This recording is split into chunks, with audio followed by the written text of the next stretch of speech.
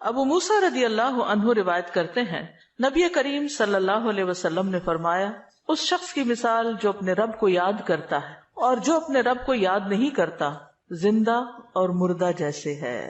تو ذکر کو زندگی سے تشبیہ دی گئی ہے، یعنی جس طرح انسان زندگی کے ساتھ خوبصورت ہوتا ہے، یعنی اس کا ظاہر خوبصورت ہوتا ہے جب زندہ ہوتا ہے، جب مر جاتا ہے تو آپ دیکھیے میت کیسی لگتی ہے، تو اسی طرح ذکر کے ساتھ انسان کا باطن روشن ہوتا ہے اور خوبصورت ہوتا ہے. ذکر جو ہے یعنی اللہ کی یاد جو ہے اس کی کئی اقسام ہیں، قرآن، نماز، تسبیحات، علم کا سیکھنا سکھانا، یہ اس وقت ہم ذکر کی مجلس میں ہیں. پھر اسی طرح دوسروں کو امر بالمعروف کرنا، نہی عن المنکر کرنا.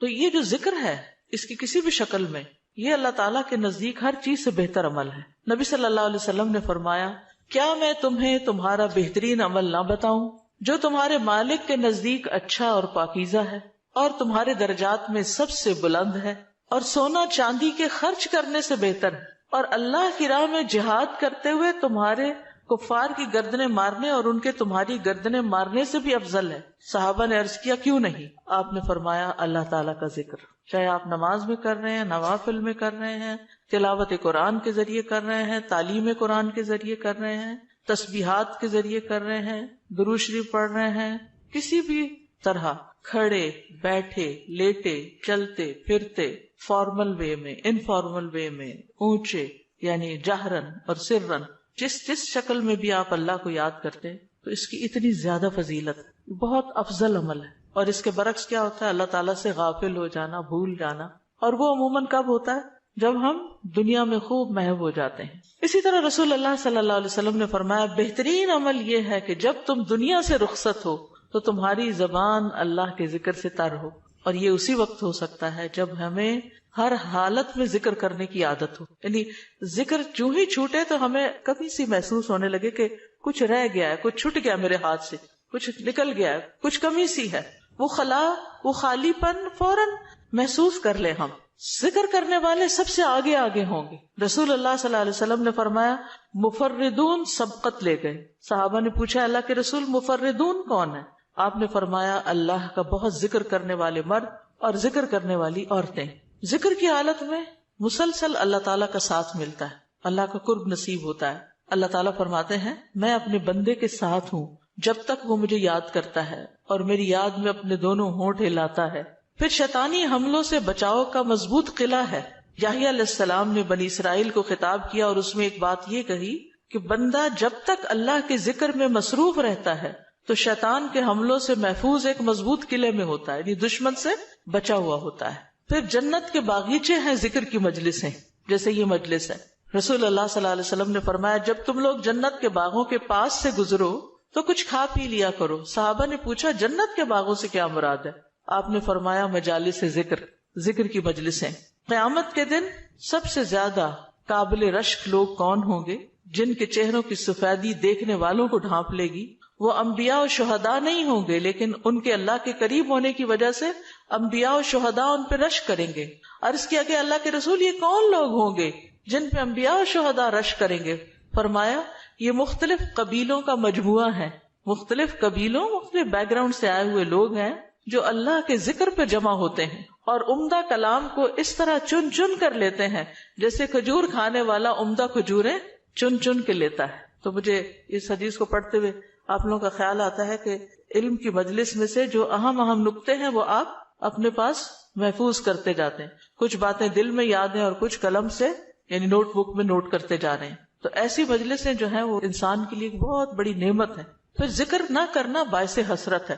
یاد رکھیے جب میں ذکر کا لفظ بولتی ہوں نا تو ذکر کی ساری اقسام ذہن میں لایا کریں، کیونکہ ہمارے ہاں ذکر صرف اللہ کرنے کا نام بن گیا ہے. ذکر کی مجلس کیا ہے؟ جس میں سارے لوگ بیٹھ کے اندھیرا کر دیں اور پھر وہ اس انداز میں ذکر کریں کہ سارے ایک نعرے کی شکل میں اور مل کے کوئی آوازیں بلند کریں. صحابہ سے ایسے کوئی طریقے منقول نہیں ہیں. وہاں صحابہ کرام نبی صلی اللہ علیہ وسلم کی مجالس میں جو بیٹھ کے علم حاصل کرتے تھے اس کو بھی ذکر کی مجلس سمجھتے تھے اور ویسے بھی اکٹھے بیٹھ کر اللہ کو یاد کرتے تھے. جیسے مسجد نبی میں ایک دفعہ آپ تشریف لے گئے، 2 جماعتیں تھی، کچھ علم سکھا رہے تھے اور کچھ بیٹھ کے ویسے ہی تسبیحات پڑھ رہے تھے اپنی. تو آپ علم والوں کے پاس گئے تو یہ بھی ذکر کی مجلس ہوتی ہے، یعنی علم کا سیکھنا سکھانا، اور بیٹھ کے تسبیح پڑھتے رہنا، ذکر کرتے رہنا، جیسے آپ حرم میں بیٹھ کے کرتے ہیں، کسی مسجد میں بیٹھے ہوتے ہیں، اس کے لیے ضروری نہیں ہوتا کہ کوئی تسبیحات کرنے کے لیے باقاعدہ لوگوں کو دعوت دے کر کوئی ایسے حلقے اکٹھے کیے جائیں۔ ذکر نہ کرنا باعث حسرت ہے۔ نبی صلی اللہ علیہ وسلم نے فرمایا جو لوگ کسی جگہ پر مجلس کریں لیکن اس میں اللہ کا ذکر نہ کریں اور نبی صلی اللہ علیہ وسلم پر درود نہ بھیجیں تو وہ ان کے لیے قیامت کے دن باعث حسرت ہوگی۔ اگرچہ وہ اجر و ثواب کی بنیاد پر جنت میں داخل ہو جائیں گے لیکن انہیں حسرت ہوگی کہ ہم نے یہ وقت کیوں گنوا دیا۔ ذکر نہ کرنے والے بدترین مخلوق ہیں، بد نصیب لوگ ہیں۔ عامر بن ابسہ سے روایت ہے، رسول اللہ صلی اللہ علیہ وسلم نے فرمایا جب بھی سورج چڑھتا ہے اللہ عز و جل کی ہر ایک مخلوق اللہ عز و جل کی تسبیح اور حمد و ثنا بیان کرتی، یعنی صبح ہوتے ہی ساری مخلوق ذکر میں لگ جاتی، لیکن شیطان اور اولاد آدم میں سے آتا قسم کے لوگ ذکر نہیں کرتے۔ تو میں نے بنی آدم میں آتا قسم کے لوگوں کے بارے میں سوال کیا، آپ نے فرمایا بدترین مخلوق، یا فرمایا اللہ کی مخلوق میں سے بدترین لوگ، یعنی آسمان و زمین، سورج چاند ستارے درخت شجر حجر ہر چیز ذکر میں مشغول ہے سوائے ان لوگوں کے جو سو کے وقت گزار رہے ہیں یا غفلت میں پڑے ہوئے ہیں۔ حدیث نمبر 42، دو محبوب کلمات۔ عن ابی ہریرہ رضی اللہ عنہ قال قال النبی صلی اللہ علیہ وسلم کلمتان حبیبتان الی الرحمن خفیفتان علی اللسان ثقیلتان فی المیزان سبحان اللہ وبحمدہ سبحان اللہ العظیم۔ کتاب التوحید۔ ابو ہریرہ رضی اللہ عنہ روایت کرتے ہیں نبی کریم صلی اللہ علیہ وسلم نے فرمایا دو کلمے رحمان کو بہت محبوب ہیں، زبان پر بہت ہلکے ہیں لیکن قیامت کے دن ترازو میں بہت بھاری ہوں گے۔ سبحان اللہ و بحمدہ سبحان اللہ العظیم۔ اللہ اپنی حمد کے ساتھ پاک ہے، اللہ پاک ہے جو بہت عظمت والا ہے۔ تو جیسے ہم جانتے ہیں کہ نفلی عبادت میں افضل عمل اللہ کا ذکر ہے، تو یہاں پر اس ذکر کی خاص شکل بتائی گئی کہ اللہ تعالیٰ کی حمد و ثنا اور پاکی بیان کرنا۔ سبحانہ کا مطلب کیا ہوتا ہے کہ وہ پاک ہے۔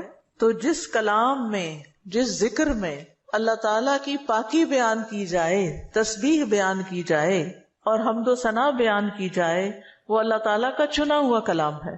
رسول اللہ صلی اللہ علیہ وسلم سے سوال کیا گیا کون سا کلام افضل ہے؟ آپ نے فرمایا جو اللہ نے اپنے فرشتوں اور بندوں کے لیے چنا۔ کیا فرمایا؟ جو اللہ نے اپنے فرشتوں اور اپنے بندوں کے لیے چنا۔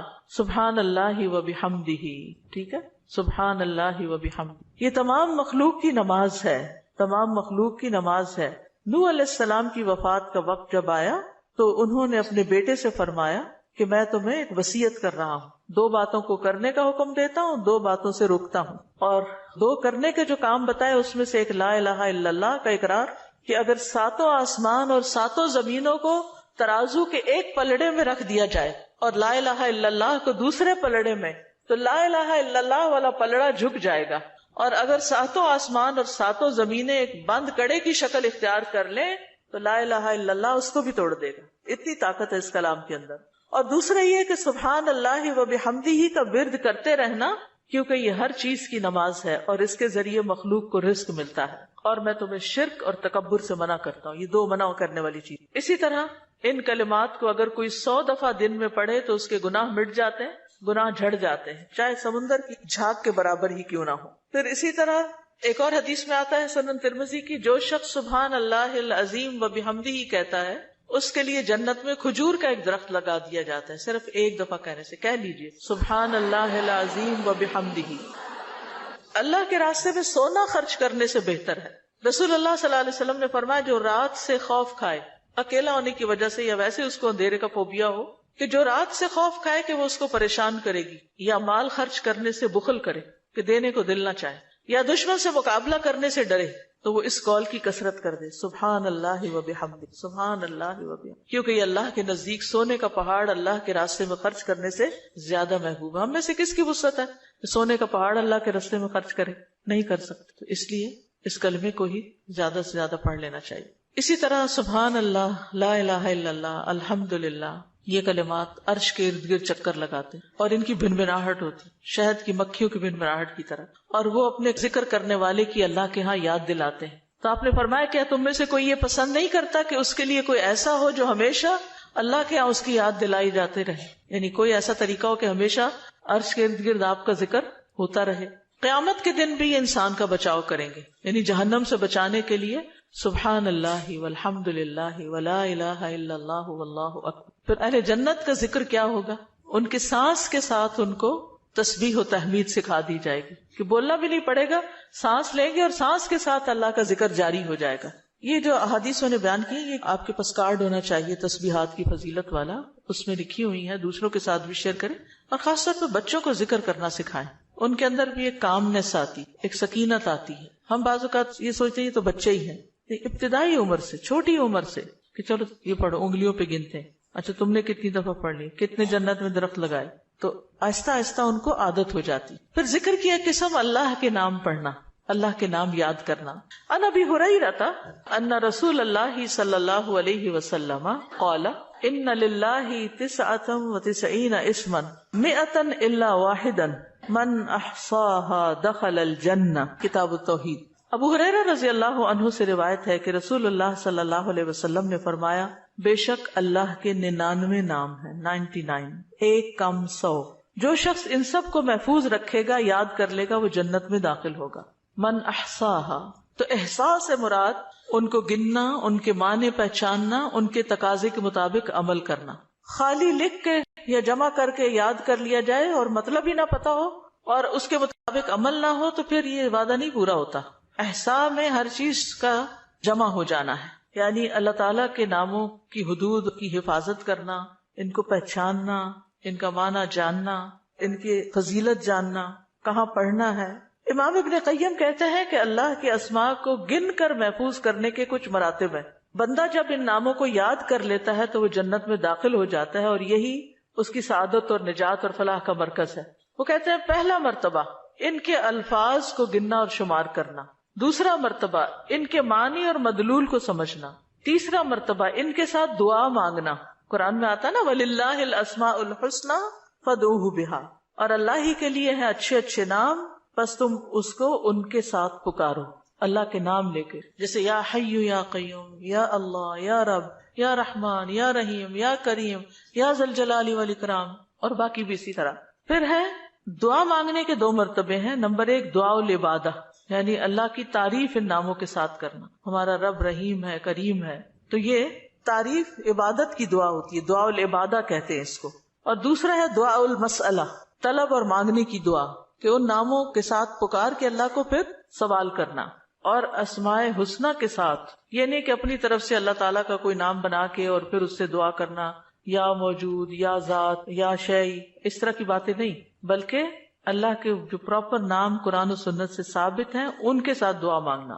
تو یاد رکھیے کہ اللہ کی پہچان یہ علم کا پہلا مرتبہ ہے. سب سے پہلے جس کو جاننا چاہیے، جس کے بارے میں ہمیں معلوم ہونا چاہیے کہ وہ کون ہے، وہ اللہ رب العزت. فَاعْلَمْ أَنَّهُ لَا إِلَهَ إِلَّا هُوَ، جان لو کہ اللہ کے سوا کوئی الہ نہیں. یہ علم ہر ایک پر فرض ہے کہ ہمارا خالق کون ہے، ہمارا مالک کون ہے، ہمارا رازق کون ہے، ہمارا معبود کون ہے، ہماری مشکل کشا کون ہے، ہمارا حاجت روا کون ہے، اور جو بھی اللہ تعالیٰ کے باقی نام ہے، پہچان. یہ علم تمام علوم سے افضل ہے، کیونکہ جب ایک انسان، کوئی بچہ، بوڑھا، جوان اللہ تعالیٰ کو جان لیتا ہے نا، تب ہی اس کی زندگی درست ہوتی، تب ہی اس کو واقعی ہدایت ملتی، تبھی وہ اللہ کے لیے سب کچھ کرتا ہے، تبھی اس کے اندر تقویٰ پیدا ہوتا ہے، تبھی وہ حلال حرام کی تمیز کرتا ہے. کیونکہ یہ سب کچھ کرنا اس کے لیے اللہ نے اپنی عبادت کے لیے پیدا کیا، اور اگر ہم اللہ ہی کو نہیں پہچانتے تو عبادت کس کی کر رہے ہیں؟ تو پہلا کام اللہ کی پہچان ہے، اللہ کی معرفت، خود بھی اور اپنی آل اولاد کو بھی اور اپنے آس پاس کے لوگوں. اور اللہ کی پہچان کے لیے اللہ کے ناموں کا علم حاصل کرنا ضروری. پھر اس سے ایمان میں بھی اضافہ ہوتا ہے. جتنا جتنا آپ اللہ کو زیادہ جانتے چلے جاتے ہیں اتنا اتنا آپ کا ایمان بڑھتا ہے. اسی لیے اس کو اشرف العلوم کہا گیا ہے کہ تمام علوم کا سردار ہے یہ. پھر اسی طرح اللہ تعالیٰ کے ناموں کو پڑھنے، یاد کرنے، جاننے، سمجھنے کے بارے میں کچھ اصول و قواعد ہیں. اس میں پہلی بات یہ کہ اللہ کے تمام نام توقیفی ہیں، اس میں عقل کی کوئی گنجائش نہیں، یعنی بذریعہ وحی معلوم ہوئے. ہم اپنے پسند سے اللہ کا کوئی نام نہیں رکھ سکتے. یعنی آپ یہ نہیں کہہ سکتے کہ مجھے اللہ سے بڑی محبت ہے تو میرا دل چاہتا ہے میں اللہ تعالیٰ کا یہ نام رکھ دوں، خود سے کیوں رکھ دوں، یہ نہیں کر سکتے آپ، ٹھیک ہے؟ کسی انسان کو، کسی بشر کو، کسی جن کو، کسی فرشتے کو یہ اختیار نہیں کہ وہ اپنی مرضی پسند سے اللہ کا کوئی نام رکھ دے اور اس سے اس کو پکارنا شروع کر دے، اور اس کی لاجک صرف یہ دے کہ یہ تو محبت کی بات ہے اور میں محبت سے یوں پکارتی ہوں اللہ کو. نہیں، اس کی اجازت نہیں، کیونکہ جتنا اللہ تعالیٰ خود اپنے آپ کو جانتا ہے ہم نہیں جانتے، اور جتنا اس نے چاہا ہمیں اپنے بارے میں علم دیا، اور وہ علم بھی نبی صلی اللہ علیہ وسلم کے ذریعے ہم تک پہنچا ہے، تو اس کو حاصل کرنے کی کوشش کریں. پھر اسی طرح دوسری بات یہ کہ اس بارے میں کتاب و سنت سے آگے نہ بڑھیں، عقل، رائے، خواہش. امام احمد کہتے ہیں اللہ کی صفت نہیں بیان کی جائے گی مگر وہی جو خود اس نے اپنی ذات کی بیان فرمائی ہے یا رسول اللہ صلی اللہ علیہ وسلم نے بیان کی ہے. ہم قرآن و سنت سے آگے نہیں بڑھیں گے، خود یا کسی عالم یا کسی اور انسان کے بتائے ہوئے نام کے مطابق نہیں کام کریں گے. پھر اگلی بات یہ کہ اللہ کے ناموں میں الحاد سے بچنا چاہیے. الحاد سے، الحاد کا مطلب کیا ہے؟ سیدھے رستے سے ہٹ جانا. لحد ہوتی ہے نا وہ قبر جو بغلی قبر ہوتی ہے، نیچے گڑا کھودتے کھودتے سائڈ پہ قبر کھودنا شروع کر دیں. تو اس کی بہت سی صورتیں ہو سکتی، جیسے اللہ کے کسی نام کا انکار کر دیا جائے، یا نام جن صفات پر دلالت کر رہے ہیں ان کا انکار کر دیا جائے، جیسے امت میں کچھ ایسے فرقے گزرے ہیں کہ جو یہ کام کرتے رہے ہیں. پھر اسی طرح بغیر تحریف، تعطیل، تکییف اور تمثیل کے اسماء و صفات پر ایمان لانا ضروری. تحریف یعنی خود تبدیلی کرنا، تعطیل یعنی کسی صفت کو معطل کر دینا، تکییف کسی کیفیت کو بتانا، تمثیل یعنی مثال بیان کرنا. ان چیزوں سے بچنا چاہیے. پھر ایک اہم بات یہ بھی یاد رکھیے کہ 99 تو ہمیں بتایا گیا کہ اتنے تو کم از کم یاد کر لو، لیکن یہ یاد رکھیے اللہ کے صرف 99 نیمز نہیں ہیں، وہ اس سے زیادہ ہیں. اس لیے بعض کتابوں میں آپ کو زیادہ بھی ملیں گے، لیکن یہاں مراد کیا ہے کہ یعنی اتنے تو زبانی یاد کر سکتا ہے انسان، یا آسانی سے ہر ایک کو معلوم ہو ہی سکتے ہیں. کیونکہ حدیث میں آتا ہے اسألک بکل اسم هو لک سمیت به نفسک وانزلته فی کتابک او علمتہ احدا من خلقک او استأثرت به فی علم الغیب عندک. اے اللہ میں تجھ سے تیرے ہر نام کے واسطے سے دعا کرتا ہوں، وہ نام جو تو نے اپنی ذات کے لیے رکھے، یا جو نام تو نے اپنی کتاب میں اتارے، یا وہ جو اپنی مخلوقات میں سے کسی کو سکھا دیے، یا وہ نام جو تو نے اب تک اپنے خزانہ غیب میں محفوظ رکھے. اس سے کیا پتہ چلتا ہے کہ کچھ نام تو خزانہ غیب میں ہے. اور جیسے حدیث شفاعت میں آتا ہے نا کہ نبی صلی اللہ علیہ وسلم کو اللہ تعالیٰ قیامت کے دن اپنی حمد و ثنا بیان کرنے کی تعریف کرنے کے لیے وہ کچھ سکھائیں گے جو اس سے پہلے نہیں سکھائی ہوگی وہ تعریف. تو اس کے ذریعے نبی صلی اللہ علیہ وسلم اللہ کی تعریف بیان کریں گے. یعنی وہ علم ابھی تک نبی صلی اللہ علیہ وسلم کے پاس بھی نہیں، وہ قیامت کے دن دیا جائے گا، جس کی بنا پر آپ اللہ تعالیٰ کی تعریف کریں گے، پھر دعا کریں گے، اور پھر آپ کو شفاعت کا اذن دیا جائے گا جو شفاعت کبریٰ کی حدیث آتی ہے. الہدیٰ نے اللہ تعالیٰ کے ناموں کا ایک کارڈ ریوائز کر کے چھاپا تھا جس میں قرآن اور سنت کی دلیل سے وہ نام دیے گئے ہیں، اور باقی جو تاج کمپنی کے چھپے ہوئے نام، ان میں کچھ نام ایسے ہیں جو اللہ کے نام نہیں ہیں، وہ اللہ تعالیٰ کے افعال ہیں جن سے لوگوں نے خود نام بنا لی. جیسے المذل اللہ کا نام نہیں ہے، یہ اللہ کا نام نہیں ہے، لیکن ذلت دینے والا اللہ ہے، تو ذل من تشاء، تو اس سے لوگوں نے نام اسم فائل کر کے تو مذل بنا لیا. تو یہ نام نکال دینے چاہیے، ٹھیک ہے، کیونکہ یہ قرآن و سنت سے نہیں ملتے. تو کچھ اللہ تعالیٰ کے نام ہیں، صفات ہیں، اور کچھ افعال بھی ہیں کہ اللہ تعالیٰ کیا کیا کرتا ہے. تو قرآن سے ہمیں وہ بھی پتہ چلتا ہے کہ اللہ تعالیٰ کیا کرتا ہے، اسے زندگی دیتا ہے، موت دیتا ہے، رزق دیتا ہے، وغیرہ وغیرہ. حدیث نمبر 44، پورے یقین کے ساتھ دعا کرنا. دعا بھی ذکری کی ایک قسم ہے. ان انس قال قال رسول اللہ صلی اللہ علیہ وسلم اذا دعوتم اللہ فاعزموا فی الدعاء ولا یقولن احدکم ان شئت فاعتنی فان اللہ لا مستکرہ لہ. انس رضی اللہ عنہ روایت کرتے ہیں کہ رسول اللہ صلی اللہ علیہ وسلم نے فرمایا جب تم اللہ کو پکارو تو پکارنے میں عزم رکھو، یعنی اچھی طرح پکارو، اور تم میں سے ہرگز کوئی یوں نہ کہے کہ اگر تو مجھے چاہے تو عطا کر دے، چاہے تو نہ کرے. یعنی لکھا ہوا نہیں یہاں، لیکن مطلب یہی بنتا ہے کیونکہ اللہ کو کوئی بھی مجبور نہیں کر سکتا. ٹھیک ہے، تو یہاں دعا مانگنے کا ادب سکھایا گیا ہے کہ دعا پورے یقین کے ساتھ مانگنی چاہیے. یا اللہ تو دے سکتا ہے، تو مجھے عطا کر. یہ نہ کہے تو چاہے تو عطا کر، وہ تو دینے پہ قادر ہے، اس سے پورے یقین اور عزم کے ساتھ دعا کرے. اسی طرح دعا مانگنے کے کچھ اور آداب بھی ہیں. مسئلہ یہ کہ غافل دل سے دعا نہ کرے، کیونکہ اللہ تعالیٰ بے پرواہ دل کی دعا قبول نہیں کرتا. پھر یقین سے دعا کریں کہ قبولیت کا یقین ہو کہ نہیں اللہ تعالیٰ سنتا ہے. یہ نہیں پتہ نہیں سنے گا کہ نہیں، بہت مانگی ہے ابھی تک تو ہماری بات نہیں مانی گئی، پتہ نہیں آگے کیا ہوگا. میری تو سنتا ہی نہیں، نعوذ باللہ ایسی باتیں نہیں کرنی چاہیے. آپ کہ اللہ آپ کے تو بس میں ہے سب کچھ، آپ تو سب کچھ کر سکتے ہیں. پھر اسی طرح بغیر ہچکچاہٹ کے رب سے دعا کرنی چاہیے. کس سے؟ بغیر ہچکچاہٹ کے، پورے یقین سے. نبی صلی اللہ علیہ وسلم نے فرمایا جب تم میں سے کوئی آدمی اللہ کے سامنے اپنی خواہش کا اظہار کرے تو وہ زیادہ سے زیادہ مانگے، کیونکہ وہ اپنے رب سے مانگ رہا ہوتا ہے عز و جل سے، وہ سب کچھ کر سکتا ہے. پھر خشوع و خضوع اور عاجزی سے مانگے. ادعوا ربکم تضرعا وخفیا انہ لا يحب المعتدین. پھر گریہ و زاری، رو دھو کے مانگے. آپ دیکھیں کس طرح بچے جب انہیں کوئی چیز چاہیے ہوتی ہے تو بلا وجہ بھی رونا شروع کر دیتے ہیں. تکرار اور اصرار سے دعا کریں. نبی صلی اللہ علیہ وسلم بعض اوقات 3 بار ایک دعا دہراتے تھے. آپ نے فرمایا جس شخص نے 3 بار اللہ سے جنت مانگی تو جنت کہتی ہے اللہ اسے جنت میں داخل کر دے، اور جو شخص 3 مرتبہ آگ سے پناہ مانگے تو دوزخ کہتی ہے اللہ اس کو آگ سے پناہ دے دے. پھر دعا میں جلد بازی نہ کریں. تو بندہ جب تک جلد بازی نہ کرے دعا قبول کی جاتی رہتی. یعنی جلد بازی کیا ہے کہ مایوس ہو کے انسان تھک جائے اور دعا مانگنا چھوڑ دے، یہ نہیں ہونا چاہیے. جی استاذہ، جو اللہ تعالیٰ کے جو نام ہے اور جو ان کے صفات ہیں یہ ریلیٹ کرتے ہیں نا آپس میں؟ اس کی ساری صفات اس کے ناموں میں، یعنی ناموں میں ہی اس کی صفات. یعنی ذکر کی ایک قسم جو ہے نا غور و فکر بھی ہے کائنات میں، اور اس کے ذریعے اللہ کو یاد کرنا. کیونکہ جتنی تقصیر ہم کرتے ہیں کمی کوتاہی دعا میں، وہ اسی وجہ سے کرتے ہیں کہ ہمیں اللہ کی پہچان نہیں ہوتی. آپ دیکھیے جب ہمیں لوگوں کی پہچان ہوتی ہے نا کہ کون کتنا سخی ہے تو ہمیں اس سے اسی کے مطابق توقع ہوتی. امی سے عیدی اتنی ملے گی اور ابا سے اتنی ملے گی، کیونکہ ہم دونوں کا مزاج پہچانتے ہیں کہ کون کتنا دیتا ہے. اسی طرح خالہ مامی دادی سب کا پتا ہوتا ہے کہ کون کیا کرتا ہے. تو اگر انسانوں کا تھوڑا بہت ہمیں پتا ہوتا ہے اور اس کے مطابق ہی ہماری ایکسپیکٹیشن ہوتی ہے، تو جس کو اللہ کا پتا چل جائے کہ وہ کیا عظیم ہستی ہے، پھر اس کی دعا کی ایکسپیکٹیشن کتنی بڑی ہوگی کہ وہ کیا کچھ نہیں دے سکتا اور کیا کچھ اس سے مانگنا چاہیے. وہ تو کبھی مایوس ہی نہیں ہو سکتا انسان. اساتذہ السلام علیکم. یہ جو ہم لوگ الہدا میں بھی پڑھاتے ہیں نسلوں کا یوم، اس کے اندر بھی یوم عزو آتا ہے، تو کیا کوئی نیا ورژن ہے جس؟ بالکل نیا ورژن بھی ہے.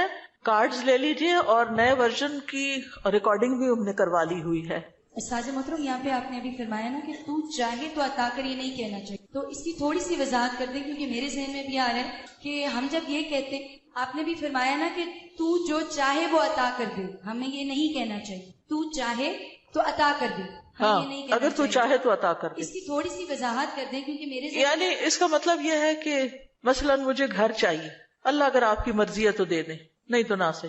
یہ نہیں کہنا چاہیے. بندوں کے ساتھ ہم ایسے معاملے کر رہے ہوتے ہیں نا، دینا تو دو نہیں تو نہ دو، تو اللہ کے ساتھ ایسے نہیں کرنا، یہ بے ادبی ہے.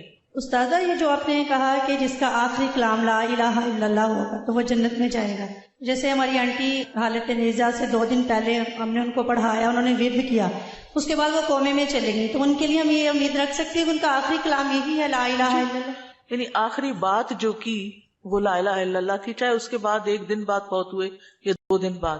اور ایک اور بات، بعض اوقات قومے میں ہوتے ہوئے بھی سن رہے ہو، اور کئی لوگوں کا یہ پتہ چلتا ہے کہ وہ آہستہ آہستہ زبان بھی ہلا رہے ہو، اور کئی لوگوں کا یہ بھی میں نے سنا ہے، مطلب لوگوں کے ڈیتھ کے جو حالات واقعات سنتے ہیں کہ بے ہوشی تاری رہی اور فوت ہونے سے تھوڑی دیر پہلے آنکھیں بھی کھولی اور منہ بھی ہلایا اور پھر دوبارہ چلے گئے. تو یہ اللہ کی دی ہوئی توفیق ہے، ہمیں توفیق مانگنی چاہیے کہ اللہ ہمارا آخری کلام لا الہ الا اللہ. آپ نے بھی ذکر کیا ہے، ذکر کا فضیلت بیان کیا ہے، تو مجھے یہ بات سمجھ آئی ہے کہ جب ہم لوگ دن رات میں ذکر کرتی ہیں، ہماری زبان تر رہتی ہے ذکر سے، جوارے اس چیز کی گواہی دیتے ہیں، تو وہ جو ہے آپ کا جو اندر احساس ہے وہ یہ ہوتا ہے کہ ہمارا ٹائم ویسٹ نہ ہو، ٹھیک ہے، اور ہم لوگ جو ہے نا فضولیات سے وہ اجتناب کرتے ہیں اس چیز کو کہ ہم نے ذکر کرنا ہے، اپنی نیکیوں کو اضافہ کرنا ہے، خیر و برکتیں مانگنی ہے.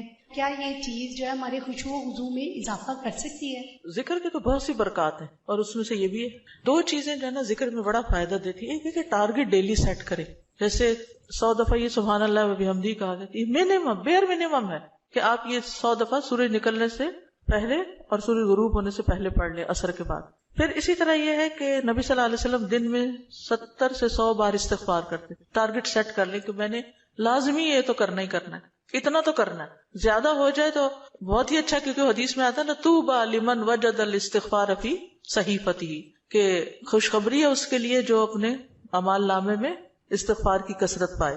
پھر آپ دیکھیے درود شریف ہے، اگر کوئی اپنی ساری دعا کو درود شریف ہی بنا لے تو اس کے لیے ہر چیز کافی ہو جاتی.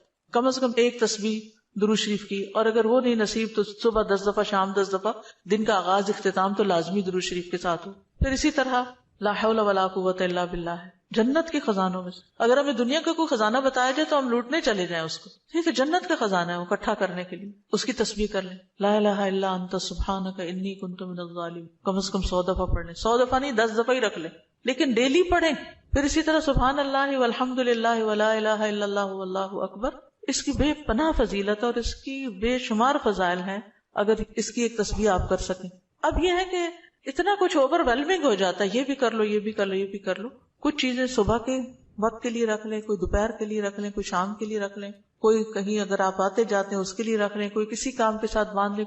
اگر آپ نے ٹارگٹ سیٹ کر لیا نا کہ یہ تو کرنا ہی کرنا ہے تو انشاءاللہ کر بھی لے گی. اگر کسی وجہ سے کوئی آگے پیچھے ہو بھی گیا تو رات کو سونے سے پہلے کر لیں. اگر ایک دن کچھ کمی بیشی ہوگی اگلے دن پورا کر. اپنے اوپر پابندی آپ نے خود لگانی، یہ تو میں نے کرنا ہے. ٹھیک ہے. دوسری چیز یہ ہے کہ اگر نہ کریں تو پھر اس پر اپنے آپ کو پنش بھی کریں، اس کے عوض کچھ صدقہ کریں، کیونکہ اپنی عادتوں کی اصلاح خود ہی کرنی. روزہ رکھیں، یعنی کمپنسیٹ کریں اپنے آپ کو، کیونکہ انسان کے جسم کے ہر جوڑ پہ روز صدقہ واجب ہوتا ہے. تو یہ تسبیحات جو ہیں وہ جوڑوں کا صدقہ بھی ہیں. ٹھیک ہے. تو اوقات مقرر کریں، اپنے لیے خود مقرر کریں، خاص طور پر جو مسنون تعداد آئی ہے اس کی پابندی کریں. اور باقی یہ تو ویسے کی تسبیحات ہیں نا، لیکن جو صبح شام کے اذکار ہیں ان کی پابندی کریں. رات کو سوتے وقت کے اذکار کی پابندی، گھر سے نکلتے آتے جاتے اٹھتے بیٹھتے سارے دن کے جو مسنون اذکار ہیں. دعا کیجئے، کتاب کس کس کے پاس ہے؟ الحمدللہ سب کے پاس ہے. اس میں زندگی کے مختلف مواقع پر جو دعائیں کی جاتی، دعا جو وہ بذات خود ایک ذکر کی قسم. ٹھیک. فَإِذَا قَالَ سُبْحَانَكَ اللَّهُمَّ وَبِحَمْدِكَ وَأَثْنَى عَلَى اللَّهِ تَعَالَى بِمَا هُوَ أَهْلُهُ فقد خرج عن الغفلة التي هي حجاب أيضا بينه وبين الله تعالى وأتى بالتحية والثناء الذي يخاطب به الملك عند الدخول عليه تعظيما له وتمجيدا ومقدمة بين يدي حاجته فكان في هذا الثناء من أدب العبودية وتعظیم المعبود ما يستجلب به اقبالہ علیہ ورضاہ عنہ واسعافہ بحوائجہ. دعائے استفتاح. پھر جب وہ سبحانک اللہم و بحمدک یعنی پاک ہے تو اے اللہ اور سب تعریف تیرے ہی لیے ہے کہتا ہے اور اللہ تعالیٰ کی ثنا بیان کرتا ہے جو اس کی شان کے لائق ہے، تو وہ اس غفلت سے بھی باہر نکل آتا ہے جو اس کے اور اللہ تعالیٰ کے درمیان رکاوٹ تھی. وہ اس کی تعظیم اور بزرگی بیان کرنے کے لیے اپنی ضرورت سے پہلے بطور تمہید ایسا تحیہ اور تعریف بجا لائے گا جس طرح بادشاہ کے پاس داخل ہوتے وقت مخاطب کیا جاتا ہے. چنانچہ یہ تعریف بجا لانا عبودیت کے آداب میں سے ہے اور معبود کی تعظیم ہے جس کے ذریعے وہ معبود کو اپنی طرف متوجہ کر لے گا اور اس کی رضا پا لے گا اور اپنی حاجات میں اس کی مدد حاصل کر لے گا. تو یہاں یہ بتاتے ہیں کہ دعا استفتاح پڑھنے کا مقصد کیا ہے، کیوں پڑھی جاتی، اس کا کیا فائدہ ہے، اس سے کیا حاصل ہوتا ہے، اس کا کیا نتیجہ نکلتا ہے. یعنی نماز کا کوئی بھی سٹیپ جو ہے وہ بے مقصد نہیں ہے، بے معنی نہیں ہے. ایسے ہی کچھ چیزوں کو اکٹھا کر کے نماز نہیں بنا دی گئی، بلکہ اس کے پیچھے ایک حکمت ہے.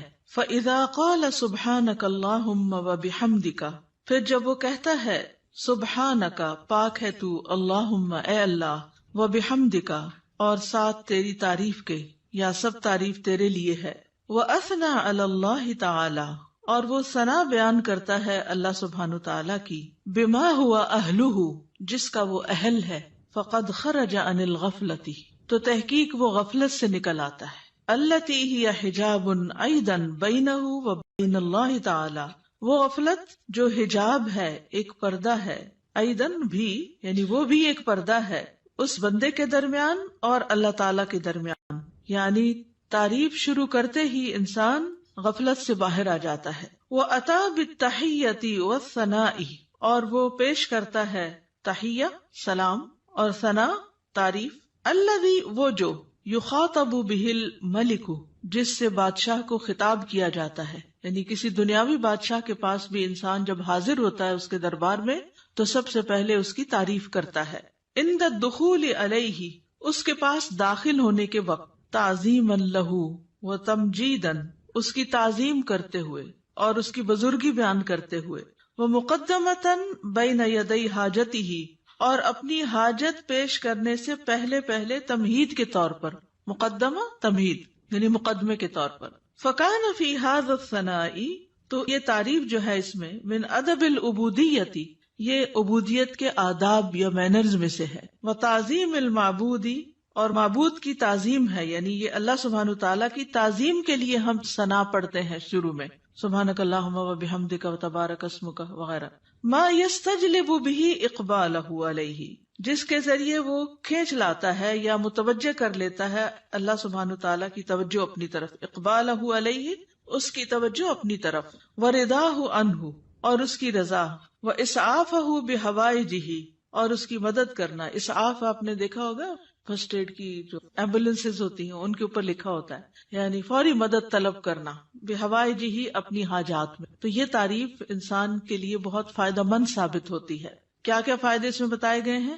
نمبر 1، انسان غفلت سے نکل آتا ہے. ٹھیک ہے، خرج عن الغفلۃ التی ہی حجاب ایضا بینہ و بین اللہ تعالی. دوسری بات کیا ہے کہ وہ ملاقات سے پہلے یا ابتدا میں، جیسے کسی بھی بادشاہ کے پاس جانے کا ایک ادب، ایک پروٹوکول ہوتا ہے، تو یہاں بندہ تحیہ اور ثنا سے کام لیتا ہے. اور اس سے کیا فائدہ ہوتا ہے کہ ایک تو جو ہمارے اوپر ادب آداب کا حق ہے وہ ادا ہوتا ہے، دوسری طرف یہ کہ معبود کی تعظیم ہوتی ہے، معبود یا رب ہماری طرف متوجہ ہوتا ہے، وہ راضی ہوتا ہے، اور بندے کی مدد کرنے میں وہ جلدی کرتا ہے. تو یہ فائدے ہیں دراصل ثنا پڑھنے کے. حقیقت یہ ہے کہ اللہ سبحانہ تعالیٰ کی ذات ہی قابل تعریف ہے.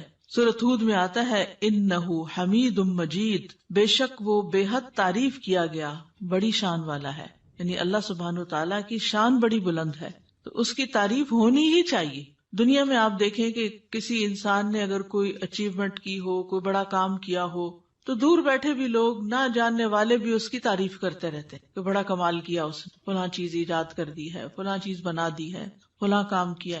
تو اس بندے کو نہیں پتا ہوتا کہ کون کون اس کی تعریفیں کر رہا ہے، لیکن جب اس کی ذات سے کسی کو فائدہ پہنچتا ہے تو جس کو فائدہ پہنچتا ہے وہ خود ہی تعریف کے لیے آگے آ جاتا ہے. تب آپ دیکھیے کہ اللہ سبحانہ تعالیٰ کی ذات سے ہمیں کتنا فائدہ پہنچ رہا ہے اور کیا کیا کمالات ہیں.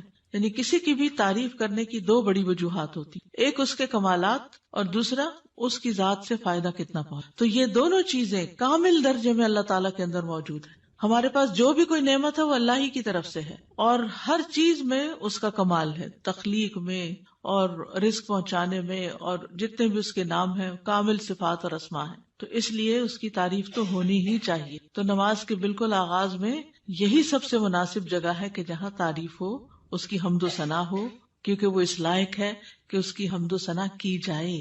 یعنی آپ دیکھیے کہ جب کوئی حمد و ثنا کے لائق ہوتا ہے تو اس کی اگر کوئی تعریف نہیں بھی کرے تو اس کو تو کوئی نقصان نہیں، کیونکہ وہ تو ہے ہی قابل تعریف. نقصان کس کا ہوتا ہے کہ جو دیکھ رہا ہے، جو فائدہ اٹھا رہا ہے، وہ چپ بیٹھا ہے، وہ کوئی تعریف نہیں کر رہا. اور یہ تعریف جو ہے یہ دراصل شکر ادا کرنے کا ایک طریقہ ہوتا ہے، اور اللہ کا وعدہ ہے کہ اگر تم شکر ادا کرو گے تو میں تمہیں اور زیادہ دوں گا. تو اس احساس کے ساتھ جب انسان اللہ کی تعریف بیان کرتا ہے تو دراصل اللہ سبحانہ تعالیٰ کو بندہ اپنے قریب پاتا ہے، اس سے کنیکشن ہو جاتا ہے اس کا، اور یہ سراسر بندے کے اپنے ہی فائدے میں. ہمارا تعریف کرنا اللہ تعالیٰ کی اللہ تعالیٰ کو فائدہ نہیں دیتا، یہ دراصل خود ہم ہی کو فائدہ دے رہا ہوتا ہے، کیونکہ تعریف کرنے کا بھی ایک مزہ ہوتا ہے. کیونکہ تعریف کرنے والا صرف اس وقت تعریف کر سکتا ہے جب وہ کسی خوبی کو دیکھنے کے قابل ہوتا ہے. یعنی اگر ہم تعریف کرتے ہیں تو اس کا مطلب یہ ہے کہ ہمارے اندر یہ صلاحیت ہے کہ ہم خوبیوں کو دیکھ پاتے ہیں. تو اس میں صرف ممدوح کی حمد نہیں ہوتی یا اللہ سبحانہ تعالیٰ ہی کی تعریف نہیں ہوتی، بلکہ ایسا بندہ بھی ایسے خالق کے ساتھ جب جڑتا ہے تو وہ بھی قابل تعریف ہو جاتا ہے. یعنی وہ بندہ بھی قابل تعریف ہو جاتا ہے جو اپنے خالق کی تعریف کرتا ہے. کیونکہ ناشکرے لوگ کسی کو بھی اچھے نہیں لگتے، پسند نہیں آتے. اور وہ لوگ جو اپنی آنکھیں ہی بند رکھیں اور غفلت کا شکار رہیں اور سوئے پڑے رہیں اور اللہ کی نعمتوں کو دیکھ ہی نہ سکیں یا اس سے ناراض رہیں، ایسے لوگ دراصل اپنا ہی نقصان کرتے ہیں. ایک حدیث سے ہمیں پتہ چلتا ہے کہ بندے اگر اللہ تعالیٰ کو دیکھ لیں تو اور بھی زیادہ اس کی تعریف کریں. ابھی تو بن دیکھے کرتے ہیں نا، اس کی نشانیاں دیکھ دیکھ کے،